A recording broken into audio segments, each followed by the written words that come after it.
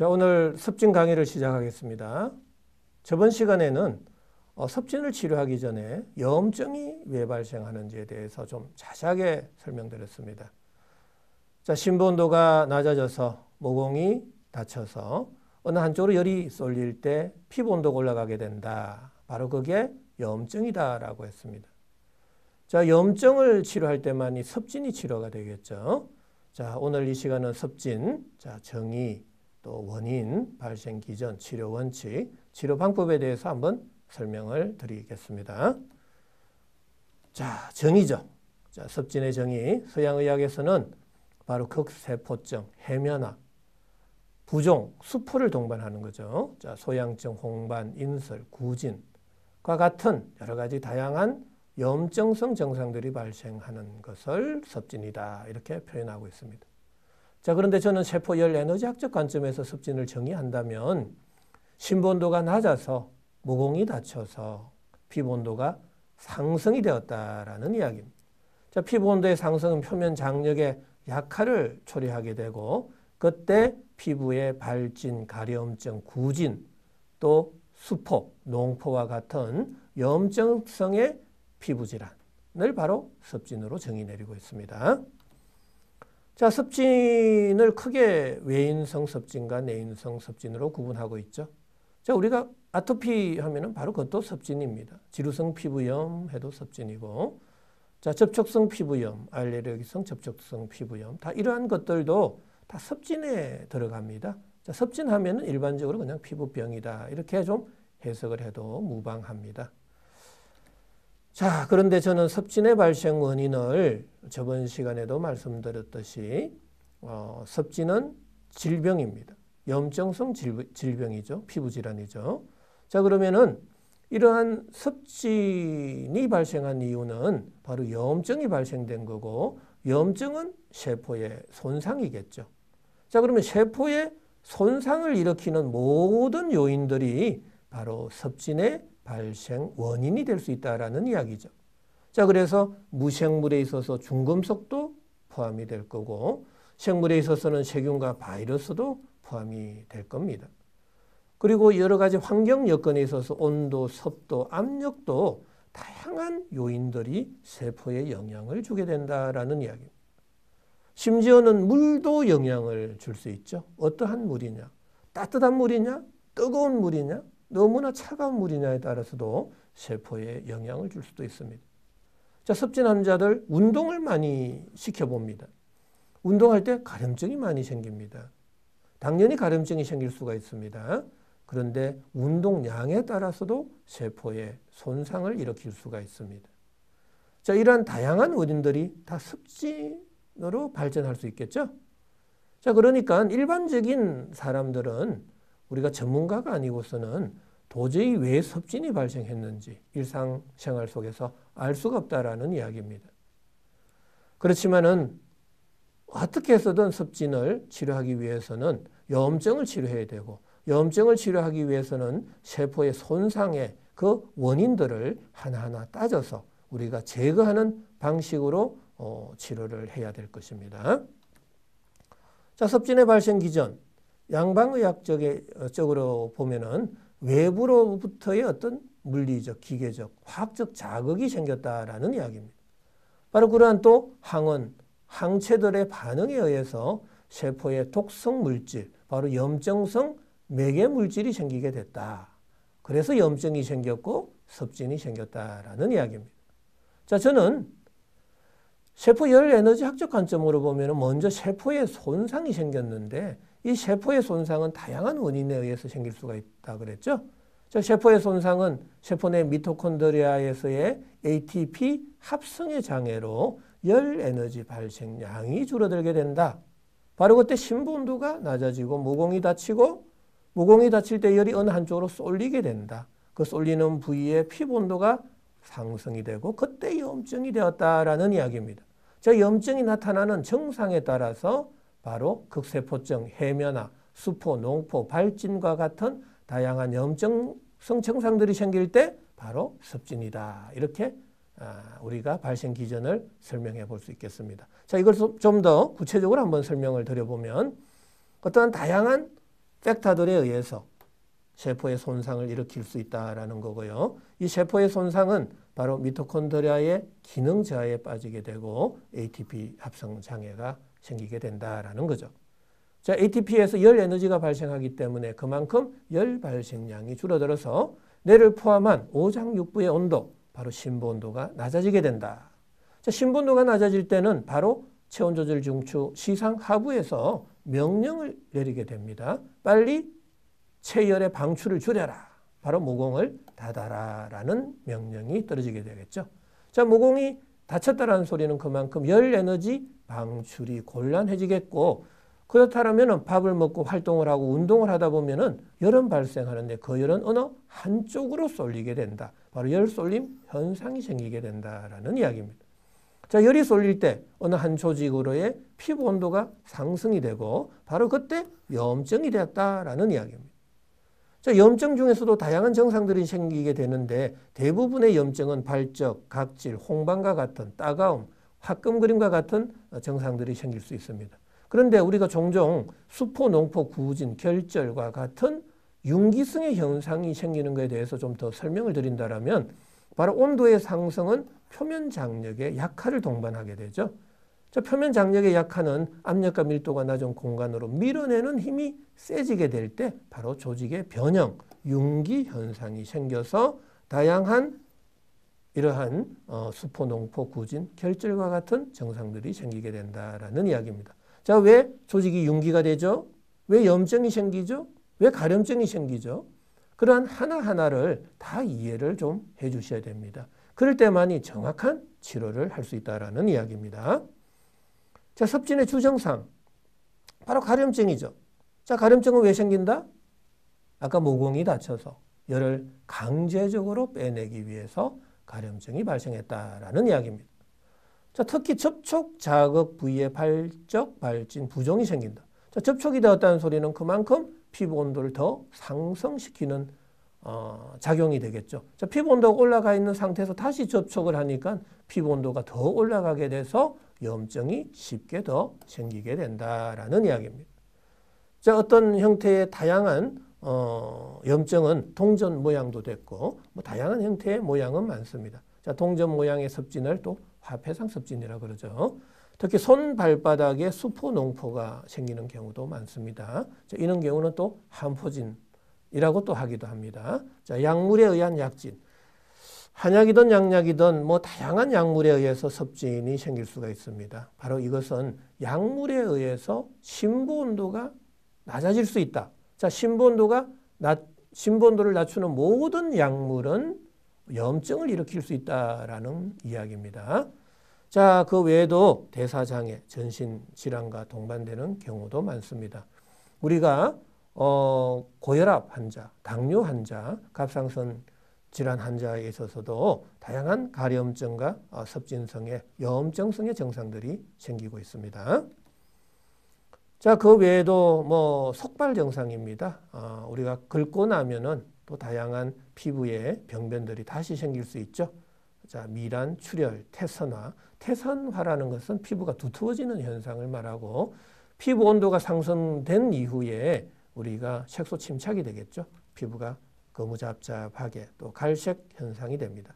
그 외에도 가곽화증, 유두, 종증, 농가진과 같은 더 증상이 악화되는 또 2차 감염까지 생길 수도 있다라는 이야기입니다.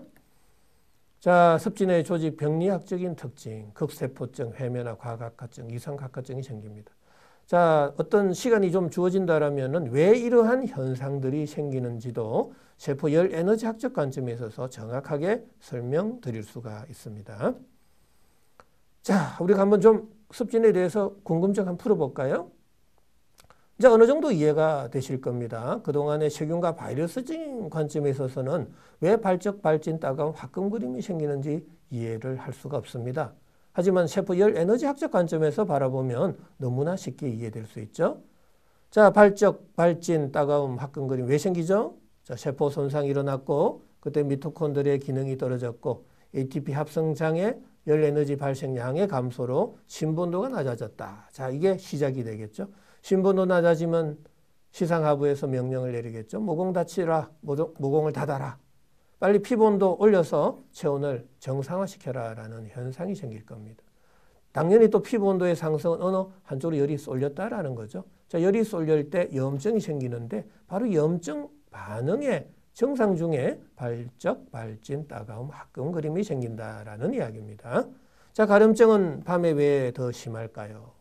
자, 오후 6시가 되면은 심부 온도가 서서히 떨어지기 시작합니다. 자, 모공은 더 다치겠죠. 내 몸속에서 열 방출은 더 어려워지겠죠. 바로 그때 가려움증은 더 심해진다라는 이야기입니다.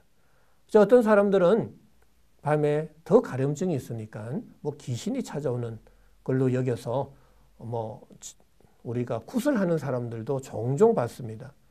전혀 그런 거하고는 관계가 없습니다. 자, 심부 온도가 낮아지는 관계 때문에 가려움증은 더 심해지고 있었다라는 이야기입니다. 자, 피부 건조, 균열, 태선, 인설, 각질은 왜 생기나요? 라는 이야기입니다. 바로 모공이 다친 거다. 모공은 왜 다쳤죠? 체열의 방출을 줄이기 위해서 심부 온도가 낮아졌기 때문에 다친 거죠. 모공이 다쳐서 피부의 수분 공급량은 당연히 줄어들 거고 그때 피부가 건조, 갈라짐, 두터워짐 현상이 생긴다라는 이야기죠. 당연히 각질 세포 간의 점착성이 줄어듭니다. 수분의 특징은 바로 강력한 점착성이 있습니다. 수분 공급량이 줄어들 때 점착성이 줄어들고 그때 피부 바깥으로 피부에서 붙어 있을 힘이 없어지겠죠. 바로 피부, 몸에서 떨어져 나가는 현상들, 인설, 각질, 비듬과 같은 탈락성의 증상들이 생길 수 있다는 이야기입니다. 자, 특히 여성분들은 생리 전후의 증상이 더 심해지죠. 왜 그러죠? 자, 배란기 때는 심부온도가 올라가고 생리 전후에는 심부온도가 내려갑니다. 자, 심부온도가 내려가는 시기 모공은 더 다치겠죠? 열 방출은 더 어려워질 거고 그때 피부 온도는 더 상승될 겁니다. 바로 그때 염증은 더 심해지겠죠? 자, 습진은 더 악화될 겁니다. 자, 5번째 극세포증 해면화 현상이 왜 생기죠? 라는 겁니다. 바로 피부 온도가 상승될 때 표면 장력은 약해지고 조직에 융기 현상 생긴다 그랬죠? 압력과 밀도가 낮은 공간으로 밀어내는 힘이 세질 때 뭔가 가시와 같은 피부 조직에 있어서의 현상이 생기는 겁니다. 바로 그게 극세포증이다. 그리고 조직이 붓게 됩니다. 바로 해면화 현상이 생긴다라는 이야기입니다. 뭔가 붓는다. 조직에 변형이 온다라는 겁니다.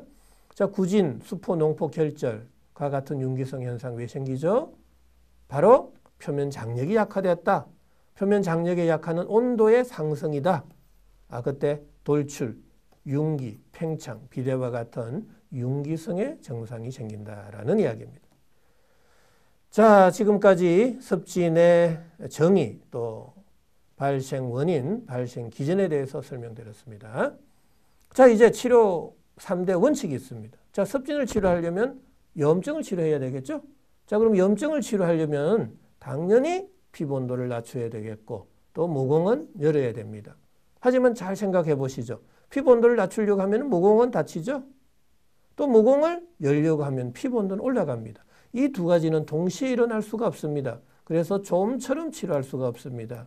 그래서 대부분은 습진을 난치병이다, 불치병이다 라고 이야기하고 있죠. 하지만 우리가 이 염증을 치료하려면 반드시 피부 온도는 낮추고 모공을 열어야 되는데 이 두 가지를 동시에 만족시켜 줄 수 있는 치료 방법을 찾는 것만이 습진을 근본적으로 치료할 수 있다는 이야기입니다. 바로 이 두 가지를 동시에 만족시킬 수 있는 방법이 바로 심부 온도를 높여야 된다라는 이야기입니다. 심부 온도가 높아질 때 시상하부에서 당연히 체열의 방출을 열리겠죠. 모공이 그때 열리게 된다라는 이야기입니다. 자, 모공이 열릴 때는 심장에서 가까운 쪽부터 먼 쪽으로 사지로 모공이 열리게 되고 열이 전신으로 골고루 분산이 되게 됩니다. 어느 한쪽으로 열 쏠림이 없어질 때 바로 피부 온도가 낮아지게 된다라는 이야기입니다. 자, 반드시 습진을 치료하려면 심부 온도는 높이고 피부 온도는 낮추고 모공은 열어줘야 된다라는 이야기죠. 자, 이런 법칙에서 벗어날 때는 습진, 염증 치료 굉장히 어렵다라는 이야기입니다. 정상이 완화돼도 다시 재발이 될 가능성이 많겠죠. 아무리 정상이 완화돼도 몇 시간 뒤에 다시 가려움증이 생긴다면 그거는 전혀 치료가 되지 않은 겁니다. 자, 습진 치료 방법 당연히 신본도 올리고 피본도 낮추고 모공을 열어주는 쪽에다가 치료를 해야 되겠죠. 저는 4가지 방법, 약물, 식이, 생활, 운동요법으로 요약 정리하고 있습니다.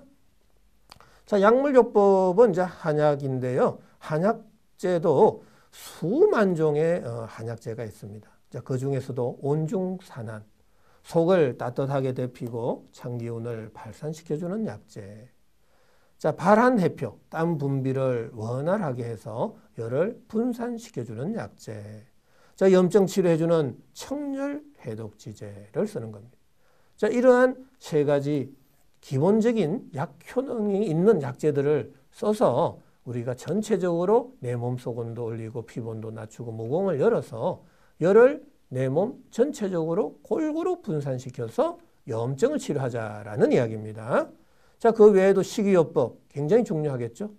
자, 의식동원이라는 말이 있습니다. 음식 하나하나가 약이라고 생각하셔야 됩니다. 어떻게 밥을 먹어야 될지, 먹지 말아야 될지, 어떤 음식을 선택해야 될지, 말해야 될지를 정확하게 이해해 주셔야 됩니다. 자, 이러한 구체적인 정보들은 내원을 하게 되면 시간을 내서 또 강의식 진료를 해드리고 있습니다.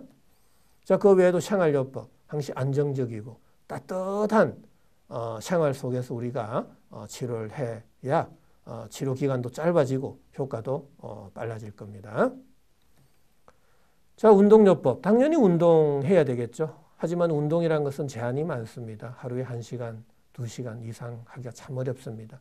하지만 운동하는 동안은 신본도 올라가기 때문에 조금이라도 우리가 신본도를 높이기 위해서도 운동은 해야 될 겁니다. 다만 운동을 할 때는 겨울에는 실내에서 좀 해주시고 물에서 운동을 하는 것은 좀 삼가해 주셔야 됩니다. 수영, 스킨스쿠버와 같은 운동은 체온이 떨어질 가능성이 좀 있겠죠.